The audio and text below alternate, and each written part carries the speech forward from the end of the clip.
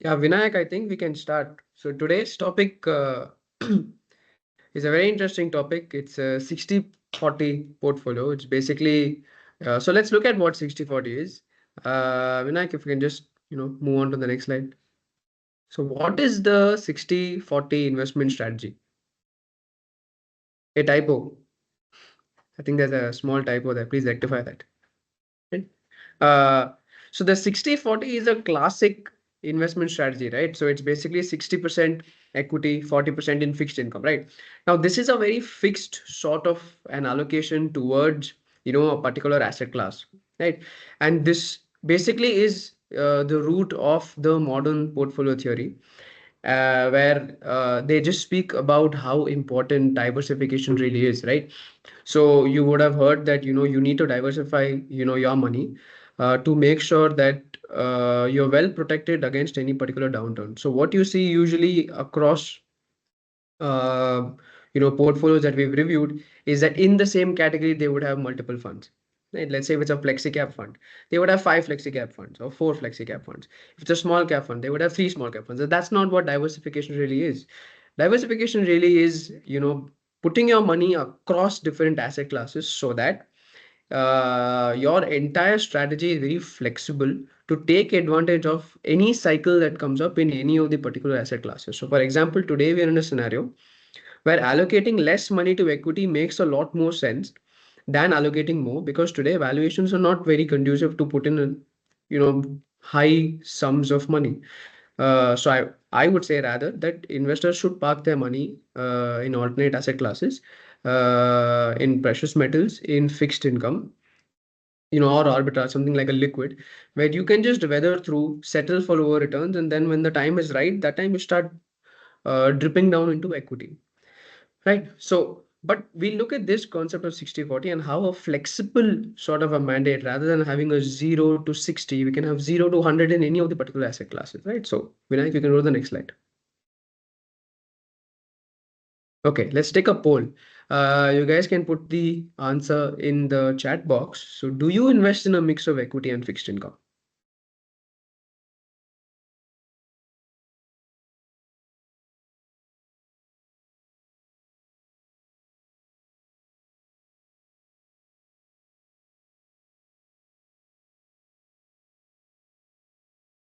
Very good. Many yeses coming up.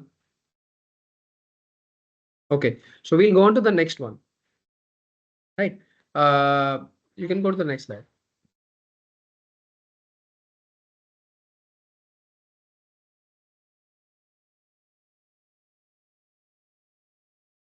So here is us testing that particular diversification. Now you look at this approach for a cockroach portfolio. Now a cockroach portfolio is a very interesting concept.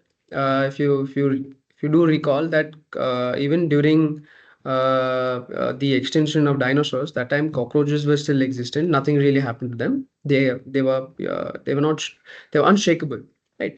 So if you look at the 60-40 portfolio, right, during times of crisis, you have seen that they have done far more better than that of a 100% equity product. Naturally, because you are very well protected, as a 40% of your entire portfolio is fully protected. Right. So if you look at the COVID crash was hardly 6% sort of drop, whereas you see the S&P 500 was somewhere around 19.5, 20% odd. The worst has been 50, but in the subprime crisis there it has been somewhere around 27. So the whole point of this sort of an approach single-handedly is that no, this sort of approach works when you have to protect yourself. Right?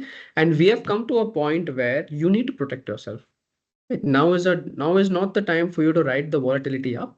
Now is the time for you to and as capital allocators, now is the time where we are trying to build a lot more cash than what we were building in the last 1 year or past 1 year back.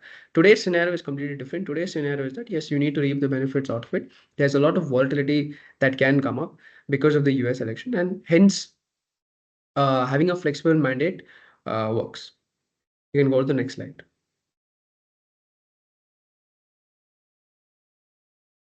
Again, if you look at the drawdowns, this is from a US perspective. See, all the data here is that we are only looking at it from a US perspective because there's a lot of practice, right? This is what they sort of practice there, and there are slides later that Vinayak will also cover up about how funds there have actually gone out and performed, right? But Neo is a product that follows this sort of flexible investment mandate. So you will also see how Neo has done by having that sort of approach towards 0 to 100 in all asset classes, right? So that it does not force us to commit anywhere. And then you will see the drawdowns. But here, if you look at the drawdown, the worst drawdown has come only during your global financial crisis. But even during COVID, it's very low. It's somewhere between 20 odd percent. So that's the drawdown that you can see in a 60/40 portfolio than that of a 100% equity portfolio.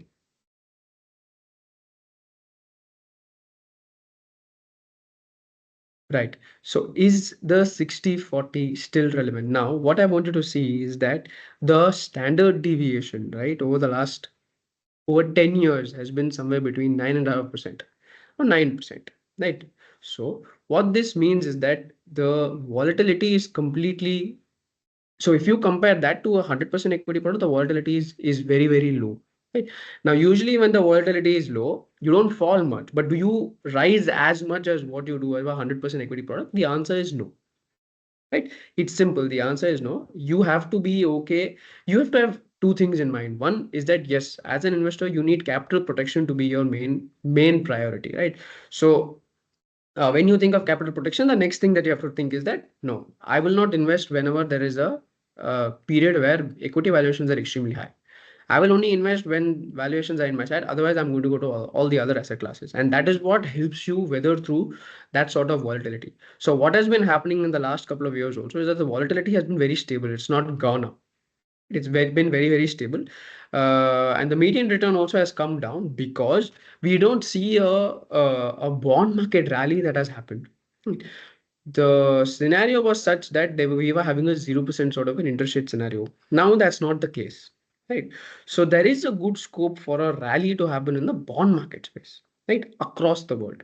Okay, when we were zero, that time it was easier for us to take that sort of equity risk. Now it's not that sort of easy to take that sort of equity risk, right? So why that sort of underperformance has come for a 60/40 sort of a portfolio is because that the entire 40% has not been able to perform well because there is no bond market rally that has happened. Participation has been very, very low. Even in India, if you see, today our yields at somewhere around 7.3, 7.3, and 35, something like that. And yet, with us getting included also in the bond indices, you still don't see that sort of rally that is taking place across the bond market, right? Some parts are actually taking, good advantage of, they mean they're pricing in a good amount of rate cuts, but it's still not as what is being expected. Next slide. I think there's a question. We'll take all the questions at the end of it. Vinayak, I hand it over to you now. You can take over. Yeah, thank you, Harshil, for a brief intro about the 60 portfolio strategy and so. So we'll also talk and see like a few more data points covering what is the core idea, what is the risk, and what is the expectation that we can set aside from this 60/40 portfolio strategy. So to start with, the idea is very simple. So the core idea is equities offer growth potential, but actually come with some higher risk potential, right? So hence, while bonds provide stability and income, helping to reduce the volatility, the balance actually allows investors to participate in market growth while having safety net in case of any drawdowns. So by blending this asset classes, the 60/40 strategy seeks to actually capture the market returns during the periods of growth while providing safety and protection during the market declines. So achieving a balance between risk and reward is the core idea behind the 60/40 portfolio. So moving on to the risk in this strategy. So we'll have a closer look within the 60/40 strategy by exploring both the positive factors that actually contribute towards the success and maybe the upcoming emerging challenges and so on. So to start with the inflation, so in the early 1980s and so on, the Federal Reserve successfully actually tamed the high inflation, which resulting in falling treasury yields and so. This created an ideal environment for the 60/40 portfolio as slower correlations between the stocks and the fixed income bonds and so on offered strong diversification and healthy returns for the both asset classes. But moving ahead, and let's say, for example, we have seen the example where the inflations rise again, it could lead an increased positive correlation between stocks and bonds. This would again mean that both could again underperform, because it's like the diversification benefits made the 60-40 strategy win might actually be in the risk if the inflation rates rise and keep on the yields get on deferred. So over the last few decades, the real yields or the inflation adjusted yields have been declining. So this decline benefited the stocks and bonds alike. And as companies enjoyed lower capital cost, which boosted the asset valuations, this helped the 60-40 strategy to deliver stronger result. So let's say, for example, looking ahead, if real yields are starting to rise again along with the inflation, the rise will likely put pressure on the bond prices and could make stocks a bit less attractive. So this could lead to overall returns from the both sides of 60-40 portfolio, presenting a challenge for the future performance. So apart from that, it's like the accommodative stance of the Fed. So however, in the past, like investors relied on the Fed put that they say, it's like, let's say, for example, if there's any liquidity issue or market downturn and so, the Federal Reserve were actually ready to intervene and provide liquidity and stabilize the markets. This helped actually build confidence and reduce market volatility, which has been a crucial support for the 60-40 strategy. Let's say, for example, however, in the future, the Federal Reserve may actually take a hands-off approach in the future. Let's say, for example, with increasing complexity in the economic environment and so on, Fed might be less likely to help in during these periods of market turbulence. So this could actually remove the safety net, exposing the 60-40 portfolio to a greater downside risk during this volatile times. So moving on to the next slide. Okay, this is one interesting data point. Actually, from 1977 to 2022, the stocks and bonds had an average correlation of about 0.2 to 0.3. So this weaker relationship in between the market movements had helped reduce the losses when one asset class became poor. So, however, stocks and bonds both dropped in value in 2022, including actually a higher degree of correlation between two asset classes because of the inflation rates and the real yields. So this is a comparison of 100% stock portfolio and a 60%, 40% portfolio strategy. So biggest annual loss that 100% stock portfolio faced was 38 percent negative, whereas in a 60-40 rule, the strategy, it had a 21% negative. So if we see the upside or the annual return or the growth has been more or less similar, but the risk adjusted reward is actually much on a better side. As you see, the standard deviation risk and the spread too. So the 60-40 rule is not actually that bad. It's like this asset allocation might help out for someone who is moderately conservative too, but it actually depends from case to case and so on. Okay, so this visual representation was to provide insights into the performance and the risk profile of the 60-40 portfolio over a period of time. Let's break down the key elements of this case. The two lines that you see in that, the blue line represent the probability of 60-40 portfolio experiencing a return below 0%, that is negative return, while the black line or the darker blue line indicates the probability of a return exceeding 20%. That is a significant positive return.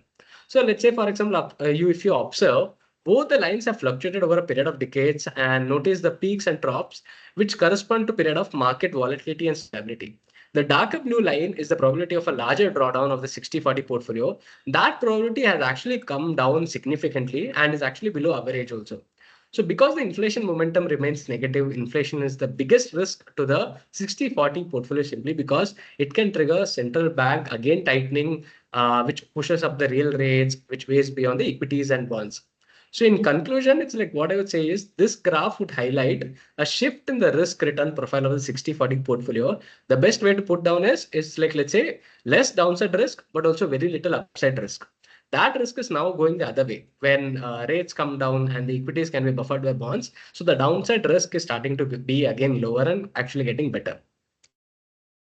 So this was an actually a real world portfolio, but like considering the 60-40 rule, this is actually available in the US Fidelity Balance Fund. So their main underlying assets and the allocation is 60% stocks and 40% would be in the fixed income and the government securities and so on.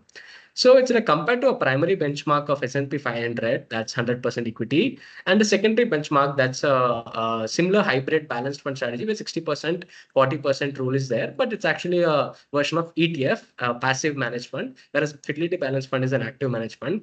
You can see the performance of these funds. It's like Fidelity Balance Fund has actually not done that bad compared to the S&P 500. So in this case, if you see, it's like the risk-adjusted return is fine, and also the drawdowns compared to the 100% equity portfolio, as we saw on the previous slides, is also comparatively better. So this is something I just wanted to show as a reference point. Okay, this is one thing. It's like, when should you rebalance your portfolios? So it's like, to talk regarding this, it's like rebalancing is the key to maintaining the 60-40 balance.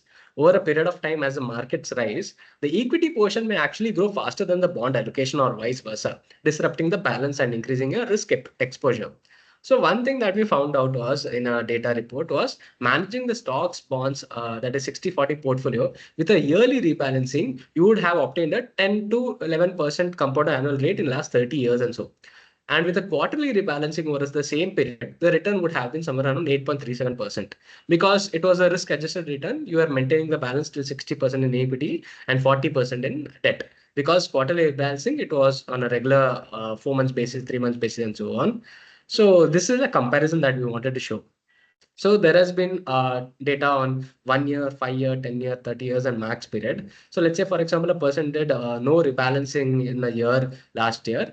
It's like the person would have seen a return of, let's say, 26.17% and so on. Let's say, for example, for last 30 years, if the person has not done any rebalancing in the 60-40 strategy they started with, the returns would look around about 10.52% and so on. Let's say, for example, a person stick with a half yearly rebalancing, maintaining the risk and returns, let's say 60% in equity and 40%, with continuously rebalancing on a semi-annually basis, the 1 year return would look like around about 8.56%. And whereas in last 30 years, the compounded growth rate would look around about 8.37. So in short, it's like why the 1 year or no rebalancing returns actually look much better or much on the higher side, because the as we said, it's like when the market rise, the equity portion would grow faster. So in that case, it's like you are exposed towards more equity allocation in your portfolio if you don't rebalance it at all. So this was just for the comparison. Okay, to talk about what is the 60-40 portfolio's future. So one thing is, it's like everything should be made as simple as possible, but not simpler, like Albert Einstein said. So one thing is, of course, sticking with the 60-40 allocation may or continue to work for some investors. Indeed, the 60-40 portfolio may continue to deliver solid risk-adjusted returns. Bonds likely remain good diversifier for stocks, helping to dampen the effects of volatility, even if they don't offer the same degree of diversification as they did before right now, because the correlation has been very high recently. But let's say, for example, this again depends on a lot of factors, depending on the investor, your risk tolerance, risk capacity, what are your financial goals, and so on. And one thing would be, it's like we need to also consider other commodities and alternatives to our portfolio rather than just 60-40, because that's going to give you the much risk adjusted return and better diversification in the portfolio, because the correlation, as we said, it's like often can be sometimes unpredictable. So moving on to how we would help you out in having a better multi-asset allocation and diversification in the portfolio. I guess, Harshil, I would hand over to you. Please take over. Thank you. So I think there's already a question is it correct to say that Neo is based on 60-40? See, Neo is a portfolio that is meant only for NRIs. It is the same strategy that we follow for our domestic multi-asset fund. Right. So we would have a mix of equity, debt, precious metals, global equity, and we will have cash. So we are not capped on 60-40. It can go 0 to 100 in any particular asset class. Right. And why we have done this? See, why we are talking about 60-40 itself is that the concept of a multi-asset portfolio is still not being accepted by the entire industry. It makes a lot of sense, if somebody is looking to build wealth in India, equity is not the only way where you can build wealth, right? It makes a lot of sense for you to play all asset classes across the cycle. So in some cases, equity might be in a bear market, but then your debt and precious metals will be in a bull market. Right? Sometimes your precious metals might not be in a bull market; they might be in a bear market, and equity will be in a bull market. So you have to take advantage of all your asset classes. Only then you will have a very fruitful wealth creation journey, right? So Vinayak, if you can move to the next slide. Right, so the framework is that there is no cap on any particular asset class. We follow a top down and a bottom up research on all asset classes. Plus we are very concentrated when it comes to us building a position in a particular theme or a particular idea. Right. So, for example, in the past, we have been very bullish on public sector as a theme, and our top down did say that we should take a basket approach. So we were able to take the ETF. So we are not capped to say we have to do only stocks. We can do stocks, we can do ETFs. I mean, we can do direct equity, we can do ETFs as well. And this is within debt, within equity, global as well, even precious metals. So top-down research did say that yes, we can take a basket approach towards public sector as an entire sort of theme. And the bottom-up research told us that no, we have to go more towards public sector banking. And we did take that advantage for public sector banking. So when we start investing, it's a very slow approach. It's drip. We start building our conviction, and it goes all the way from 10, 12.5% also. So there is no cap on even that particular idea. Say, no, we have to do only 5%, unlike solitaire. We can go up to 10, 12.5%. 15%. There's no problem in that at all. We can go 0 to 100% cash also. We can do, if things look extremely euphoric. Right.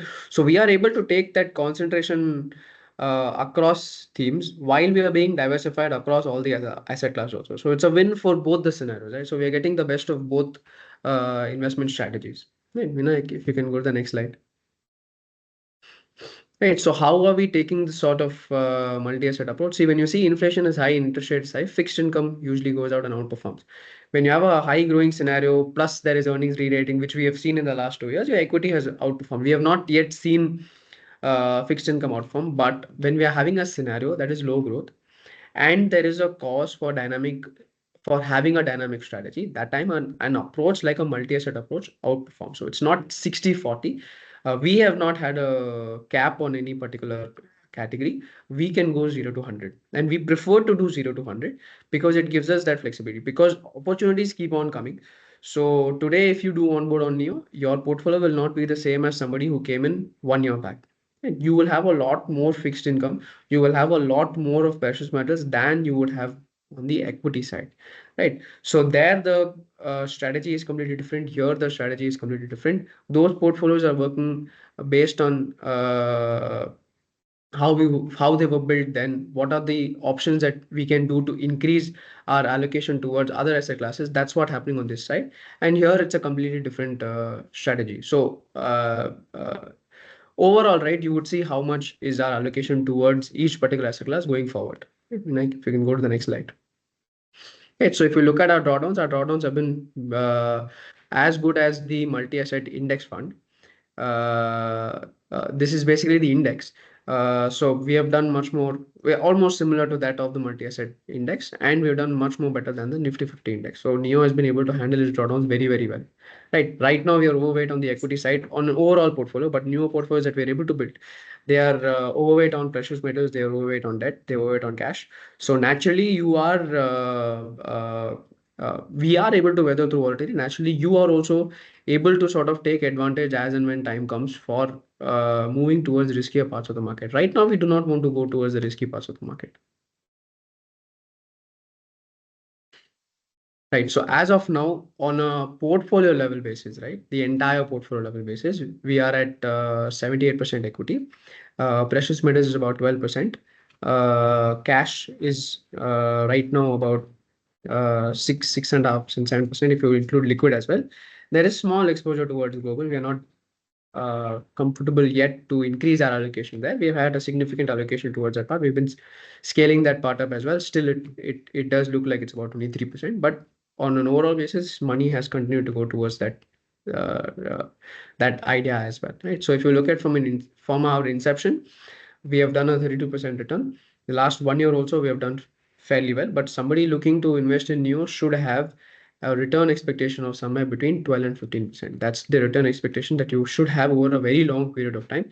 If you look at how this sort of an approach of 60-40 has done in the US versus what we are trying to do, you will appreciate that yes, we are able to take more and more advantage of across asset categories without having a cap. We can go more, we can include a lot more. There's a good amount of concentration here. There's a good amount of diversification also that you get in with Neo. But Neo is a NRI only strategy. If you're interested in this sort of a strategy, we have a domestic investment strategy called Sphere. So it's very, very similar, but on Neo, you will not have mutual funds. There you will have mutual fund exposure. Right? Here you will not have, but there you will have. So either ways, we'll now open the floor for Q&A, so you can ask us whatever questions you want. But this multi-asset sort of strategy is applicable to both non-resident Indians and resident Indians. Yeah, I think we can open the floor for Q&A. I think this. Uh,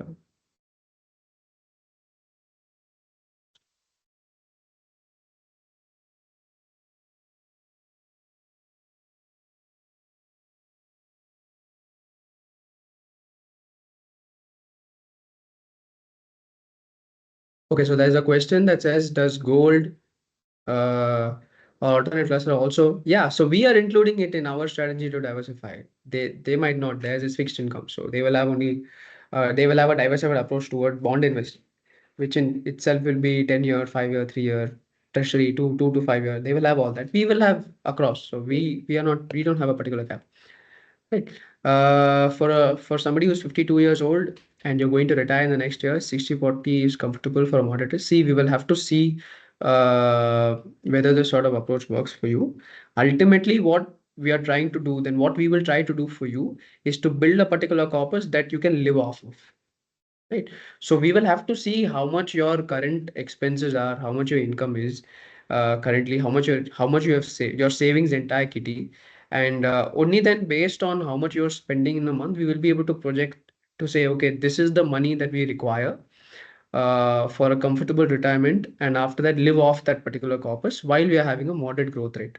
Right. So we will have to see that. It's a very case. So it's a one-on-one. We can have this one-on-one conversation. I think Vinayak, you can take down sir's number also. So if you can just put your number, Vinayak will get in touch with you.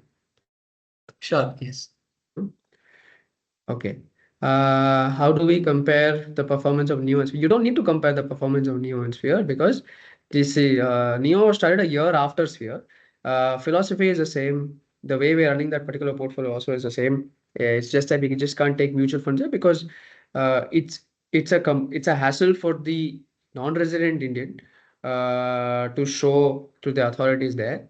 So that's why we are not opting for the mutual fund part. Plus, it's a big headache when it comes to compliance. You have to approve it for every buy transaction, for every sell transaction. It's a big problem that we don't want to do that. So that's the only difference. So there's no need for you to compare. It's just that it started a year after Sphere.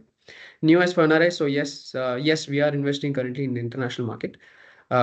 We have whatever we have exposure to from India to the global markets we are doing, and we are very well prepared for direct stock exposure as well towards UK, Europe, US, other Asian countries. We are just waiting for our market to sort of develop, and then you will see a lot more work happening on the international side as well.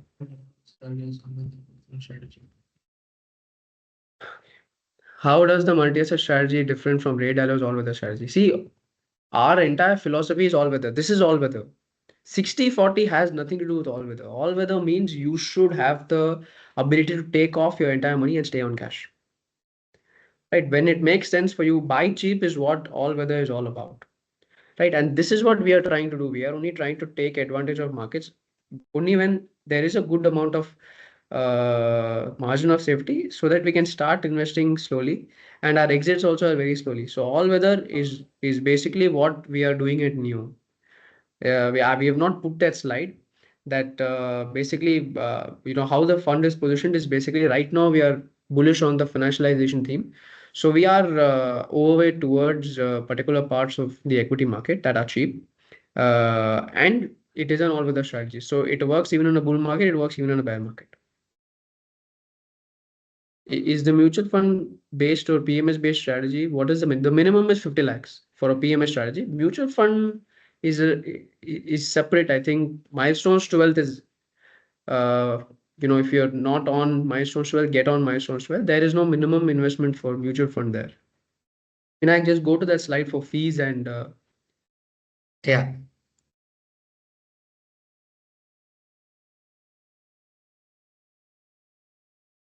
Yeah. So minimum is 50 lakhs, fixed fee. There's no profit sharing in this. It's a 1.5% on the uh, net value, and it's calculated on daily NAV. Mutual fund, if you want to have a mutual fund sort of an approach, I think Vinayak again can help you out. And there is no minimum investment for that. Okay, I think what are the advantages of see, the best advantage of an all-weather portfolio is that you are not forced to commit anywhere, right? It works everywhere because you don't have that sort of boundary to say, I will only do this. So Neo does not have a boundary to say we will only do this. It's like a five pie. We can do global, we can do equity, debt, precious metal, arbitrage, whatever we want to do. We can take advantage of here, right? Because there is no boundary. Our philosophy had to be very strong then because it's a very flexible mandate. So that's why we have said that in a top down we can take either we can take a passive approach for a basket or we can take a direct. Passive means we are only trying to be tactical when it comes to sectoral or thematic sort of allocation that goes into passive. Direct can go anywhere. It can go direct equity stock. It can go direct bond. It can go direct in high quality debt papers as well. Right. Then then a bottom up comes. Bottom up is completely, direct. So that has to be more and more active oriented.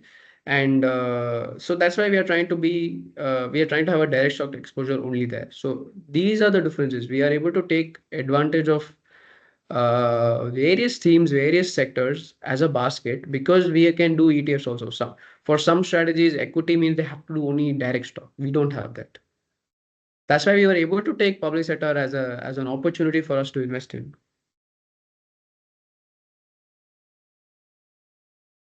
NCD or bond, which one is safe?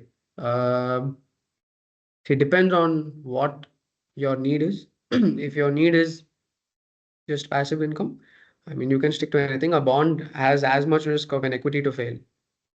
Just that on the equity part, you can take off your money whenever you want. For a bond, it's somebody has to be there on the other side to take your bond up. So that's the only. So be careful with bonds. Don't try to trade it like equity. Treat a bond like a bond. That's why we prefer to take direct exposures on the debt side via mutual funds. Because here we are only taking units. We are not trying to take the entire paper. If we take the paper, then we are running the risk of liquidity.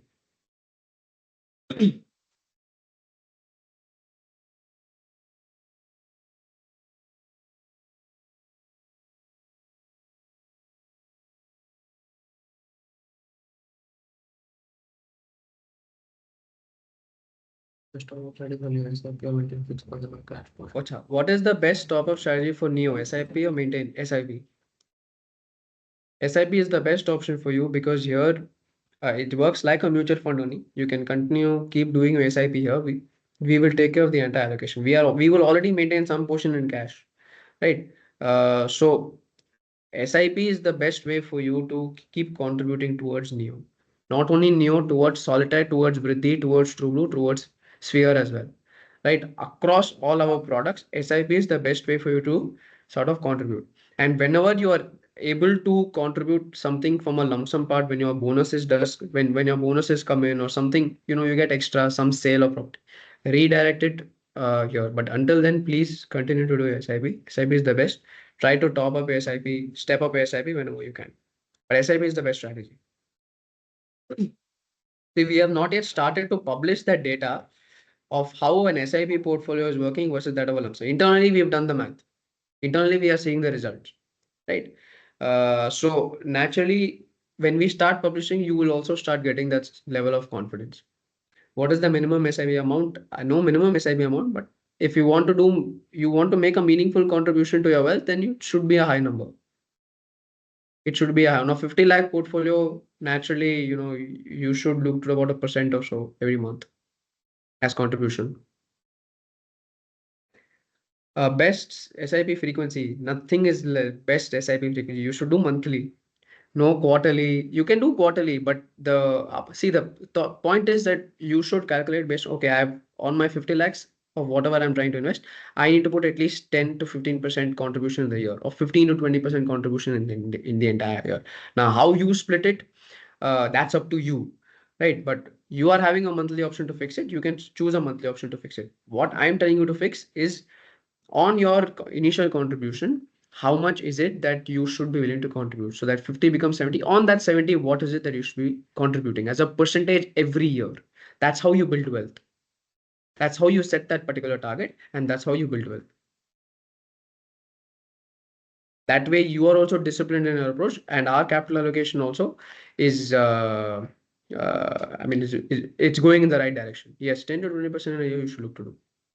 So on a 50 lakh, that is about 5 to 10 lakhs. See, sometimes we get calls from you. You will get calls from our team as well. So let's say, for example, Vinayak is your point of contact, and internally we say we've exhausted all the cash for you, and there are good ideas that we would like to invest in. Now we would like to build more cash first, and then look to take advantage of whatever idea that does come up for us. Vinayak will get in touch with you saying, hey, there is a good opportunity for your portfolio. Can you try to top up, or is there some level of contribution that's available from your side? And then we can still move forward with that. But you need to have a target to say 15 to 20%, 10 to 15%. What should be my contribution in the entire, and then split it across months. 10 to 20 is very base, is a base scenario that you should take to contribute. Ultimately, this will become a financial kitty, right? So you think of it from that angle.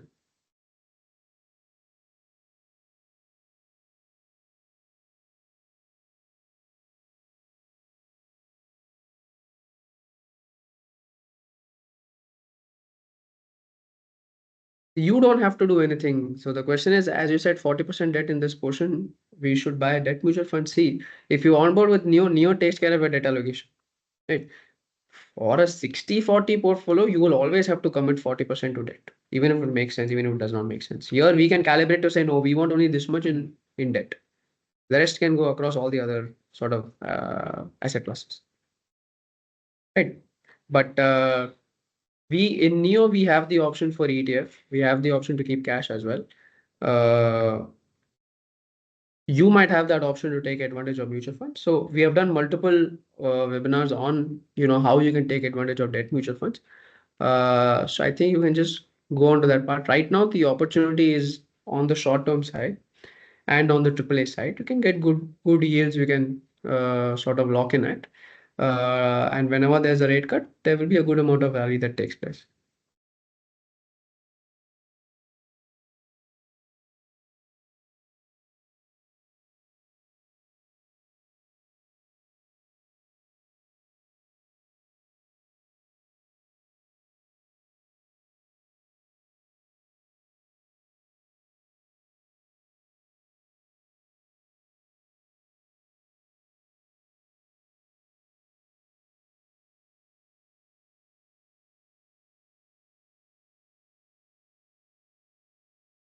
Okay, so we'll keep the floor open for another 5 minutes. And so whatever questions, something that's not addressed from our side, you can please do highlight it again, and we'll do our best to answer it. Vinayak, you can put our number also if Yeah. that's possible.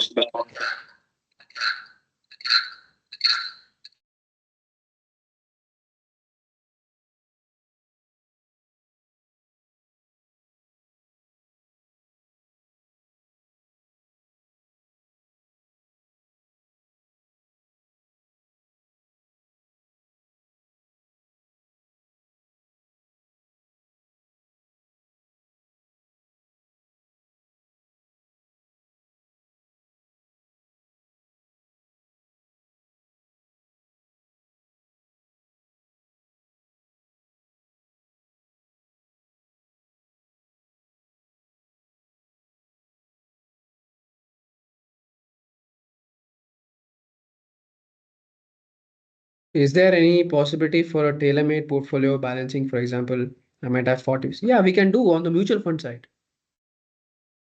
PMS, we will not do. If you do want a tailor-made sort of a solution just for you based on your risk appetite, we will do completely on the mutual fund side.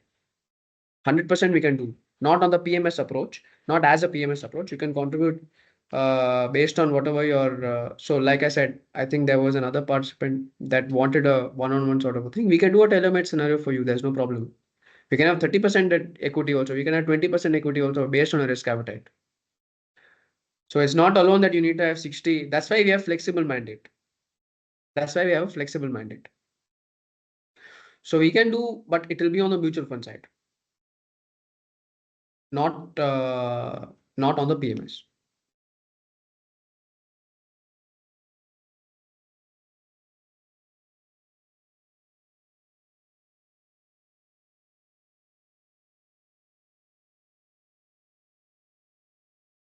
See, rebalancing does not take place on a yearly basis. Rebalancing only takes place in parts in periods of euphoria or in periods where your goal is very, very close to being met. So where we are overweight on the equity side, but your goal is very close to be met, that there's a shift. Right?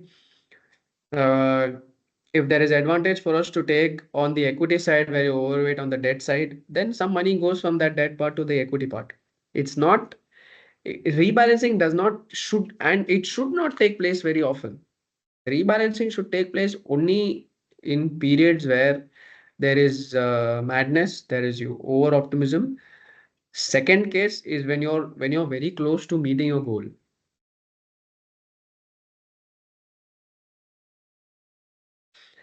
And you should get, I think you should accept reality that taxes are something that we have to pay.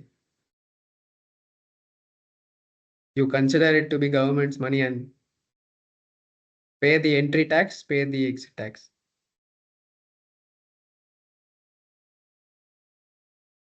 What are the charges for mutual fund services? Like for mutual fund, that is a mutual fund distribution arm. There is no charge for that. We whatever commission we get straight from the AMC.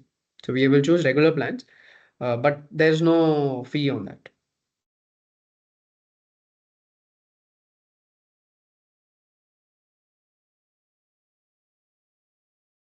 Okay, but there is general talk that every year we must rebalance to reduce one particular asset class bias. How can you be asset class agnostic? See, then if you want a general sort of an approach, then you should not ask for tailor-made solutions. Tailor-made solutions require tailor-made solutions. That requirement is such that no, we will it has to happen only for based on you, based on your goal, based on your risk appetite, based on your personality. General that whatever I mean, if you look at the newspaper, they would say these are the best performing. Or if you go to Zero Da or Grow, and if you just put filter high to low, you will see Infra, PSU, Bharat 22, all of that stuff coming up. But that doesn't mean that you will go and do that. General talk is general talk. It's for the general audience, not for you. If you want a tailor-made solution, then it has to be according to you, for your sort of personality, for your goals, uh, and we can do something like that. But asset class bias in general market is towards equity. Asset class agnostic is not flexible. There is a fixed cap on it. So that's why we have a solution like Neo. That's why we don't like to say no, we will do only this sort of thing. No, what makes sense for an investor to do, we will do. That's the job of a capital allocator.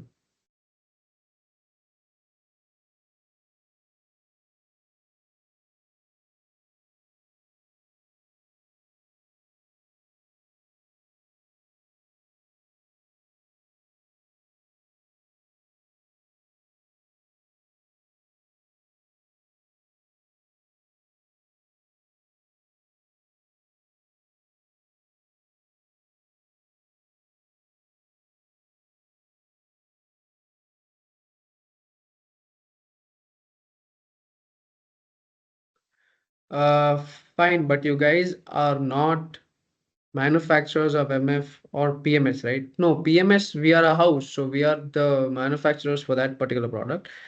On the MF side, yeah, we do sell. I mean, we are distributors, so we choose the best. We have an in-house research team that does the mutual fund work, which I'm also a part of, where we do the work, we see what makes sense for an investor to do, get in touch with their team, understand whether it is in line with our philosophy, and only then put that product on the recommendation list based on risk profile. Everything based on risk profile, everything based on that particular goal. Second, the PMS business was born out of the work that we did in the mutual fund part, not the other way around. The mutual fund part has been there for years. We started in 2011, 2012. That's when we were doing majorly on the mutual fund side. We've been on both direct and regular. And direct since 2021 is not in operation, right? But our entire PMS business, uh, the backbone of that is what we have been doing on the mutual fund side. So that's why we have a solution like this where it's more flexible, where we understood that no, there are more and more innovative products coming up in the entire mutual fund industry, which is a very, very good thing. More and more innovation is what is required. So whenever there is more and more innovation that comes up, more and more knowledge has to be shared. Only then the investor will get aware of what works for him, what does not work for him. So as advisors and as managers, we have the entire gamut of mutual fund and the entire research that goes on top of it.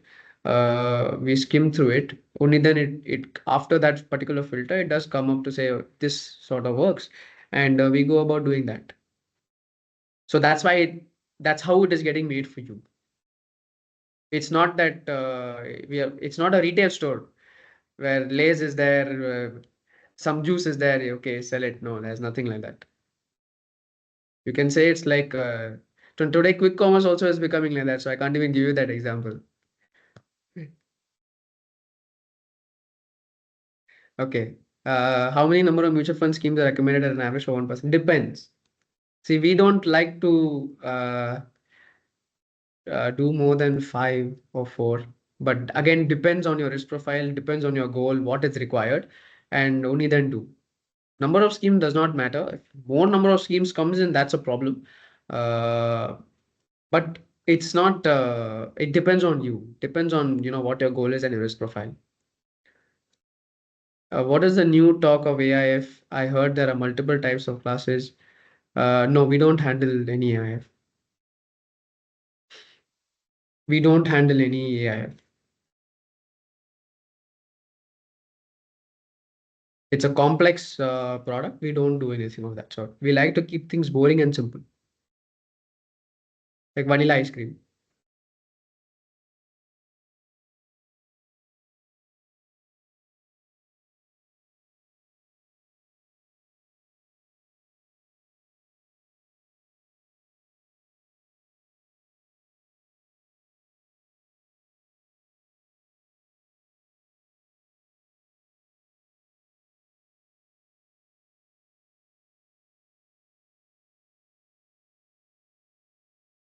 Thank you so much, sir, for staying all the way till the end. I hope the 60/40 information was useful to you. When you do follow it, it does work wonders. At the same time, not having a cap like Neo, you already seen the results. Keep following us. You'll keep on seeing more and more results. And definitely, you will come back to us saying that, yeah, I do want a flexible minded sort of a portfolio. Gold is going up of late, and what's your take on it, please, as an asset class? As an asset class, it's a fantastic asset class to be in. Given whatever volatility is coming up globally, in geopolitics, plus in terms of inflation, plus in terms of interest rate, gold is the place to be. Precious metals is the place to be.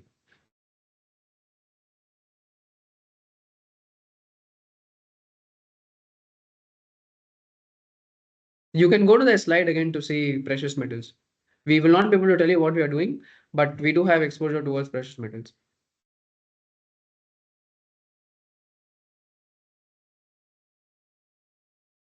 I can only tell you what we have sold off. So I know I can only comment on that. So what we are currently holding, I will not be able to give you a direct comment.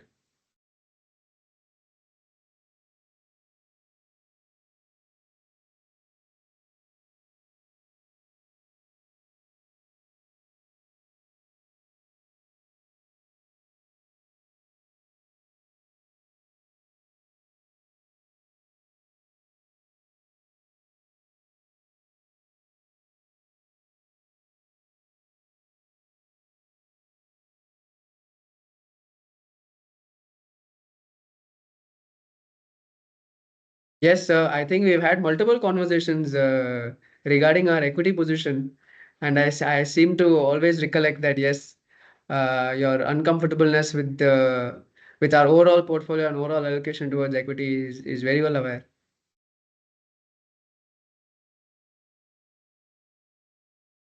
That's from an overall perspective. New portfolios that we're building do not have much allocation towards gold. Sorry, towards equity. It's all going towards other asset classes.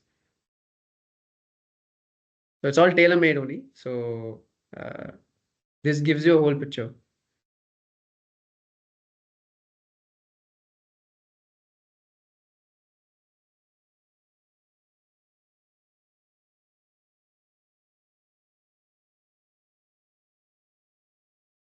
Yes, BAF. I think I had done this in the hybrid webinar where just give me 1 second. Let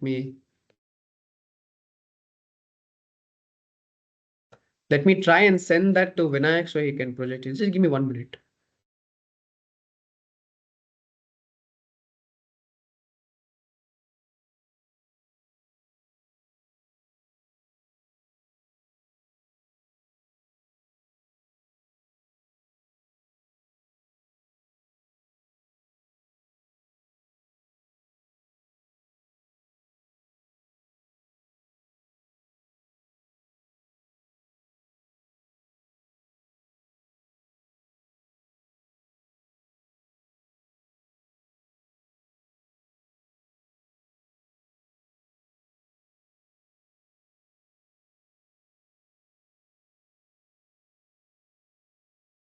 So is my screen visible?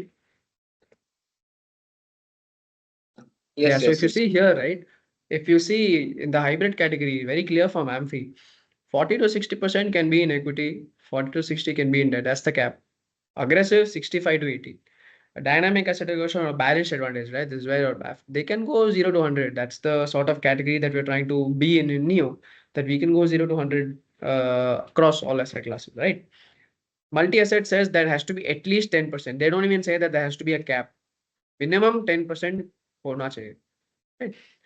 Arbitrage is a completely different strategy. Conservative hybrid is 10 to 25, 75 to 90 in that, right? So this is Amphi category. So uh, that's what Amphi is doing. But for PMS, we don't have to follow this. No, we are setting up our own mandate. So it's okay for us. See, the point is that we individual portfolios that we're building currently right now is not over it towards the equity part. This gives you our legacy holdings as well, right? So from an overall perspective, so Neo today is about 70 odd crores. Of that 70 odd crores, our legacy holdings have been this. Newer positions that we're able to build have been this. And what we will do next time is that we will share our allocation towards uh, other asset classes like debt, precious metals across the year. So that will be easy for you to understand. We can do that. Right, we can do that. That's easier for everybody to sort of understand. And we'll take that sort of feedback as feedback and we'll implement that.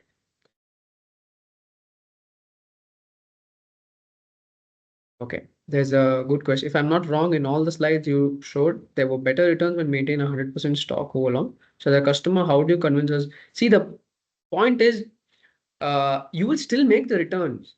So if you see what has happened in the US, you are still making returns. You're still doing better than, see, from a risk-adjusted basis, right? For a 100% stock portfolio, you are taking high risk. Why is it that you're not being compensated more? That's the question that you should be asking. One. Second, for a 100% equity overweight portfolio, when volatility does come in, right? But for the last 3 years, you have not seen that level of volatility come in. But when volatility does come in, you see that your capital is not very well protected. So second has to be capital protection, right? From a risk management perspective, go to that slide that showed that fidelity.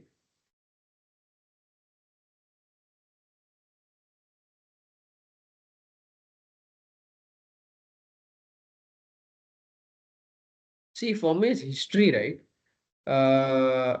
Since its inception. And why we take since inception, or why we try to see something from a long-term perspective, is that an investor should stay invested for 10 years and 10 years plus. Right? If you see from a lifetime perspective, right, in the US, because there's not a bond rally that has happened in the last couple of years for the US, you're still not being compensated for the level of risk that you're taking for 100% equity portfolio. That's number one.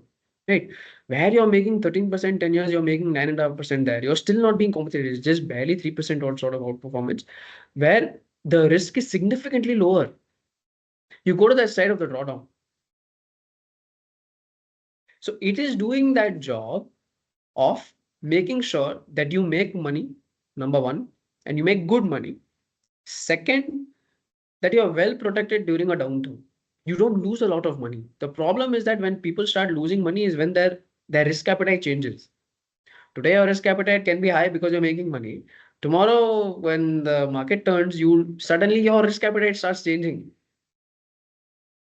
Right, to say no, that this much level of risk I cannot take. So the questionnaire that we take itself for the risk profile somewhat changes then, because you will have a lot of questions that come to you from our side regarding if you see such drops, which portfolio would you choose in the case of deep volatility that's coming.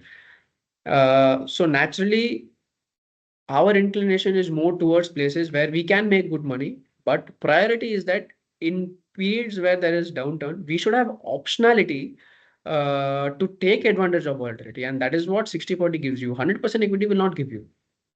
Optionality is what we want in the event of volatility, where we are very well protected. At the same time, we can use it to buy it, when things get a lot more cheaper in terms of valuation. Good, high quality assets. So that's why we are not fully advocates of 100% long equity. It works in periods where there is extreme bear. Even during 18 and 19, we were doing more from an 80-20 point of view, which is 80 equity and 20 in precious metals. That's the approach that we were following then.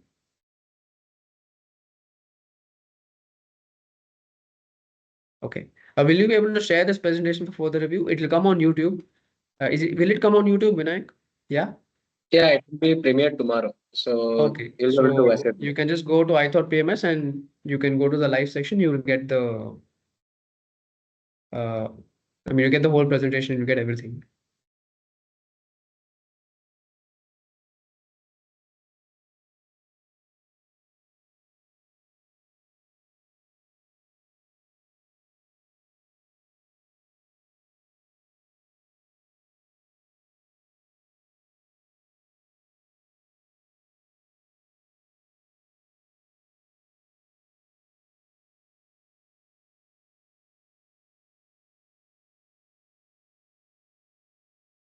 Done. Thank you so much, everybody, for spending your Saturday morning with us. I hope you guys have a great weekend ahead. If you do have any more questions, something that we have not addressed, something that you want to address, if you want to have a one-on-one conversation with us about any particular topic, about Neo, about Sphere, please get in touch with us here at this number, and somebody from the team will definitely get in touch with you. Yes, there are 4 programs, and we every weekend we try to interact more. We will interact more. We are just trying to test if the weekday model also works, and we will try to interact more. And thank you all. Have a great weekend ahead. Thank you. Thank you all.